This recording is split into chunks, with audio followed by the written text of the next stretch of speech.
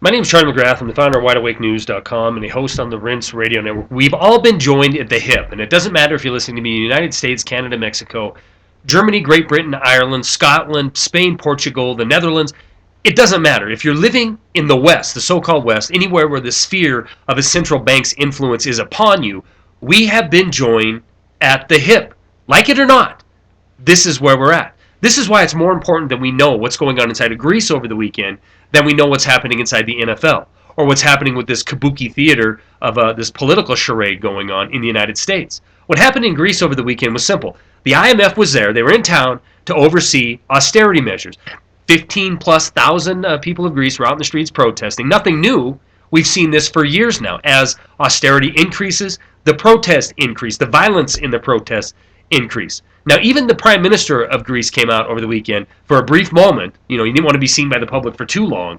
But he came out and said, guys, really, seriously, this is the best we can do. I know it's not popular, but we must do it so we can avoid bankruptcy.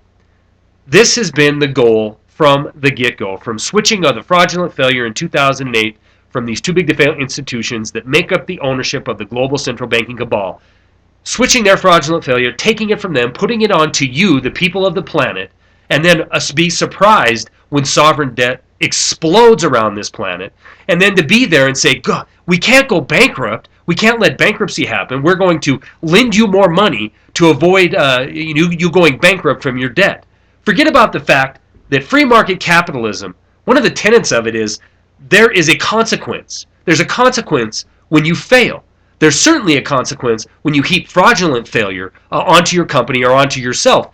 You go bankrupt. We've seen one model of this inside of Iceland. Iceland basically declared bankruptcy, and 3-4 years later, they're on the path to true recovery. Now, we have the IMF going into Greece over the weekend, helping implement austerity measures. The people are freaking out. Why is it important to know what's happening there?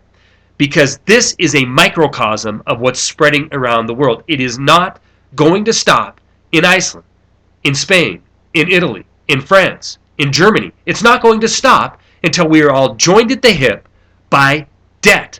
This is why the European Central Bank came out with a new bold plan to issue more debt to the people of Europe. And if they do not kowtow to the central bank's request of having a complete and total governance from a body such as the IMF to oversee and implement the issuing of more debt, then they can't be involved. And if they can't be involved, they're basically cast to the side and not allowed to participate in the current global economic system. That's why when we cut a fat deal to raise the debt ceiling to $16 trillion, they said if we do not come up with a comprehensive plan in order to limit the debt in this country, we would have this fiscal cliff. Automatic triggers would come in. Higher taxes, lower benefits, and this is called the fiscal cliff. Now, why should we be concerned about this line in the sand? Well, when Christine Lagarde, head of the IMF, comes out today talking about one of the three things that are teetering the globe into another recession, so-called recession, is the United States fiscal cliff. We are all being entered into this debt pond together so we can all bow down and kiss the heels of these central bankers because they have a solution. But the solution isn't financial freedom. It certainly isn't free market capitalism. It is enslavement through the issuance of their debt. Stories are attached. That's all I got.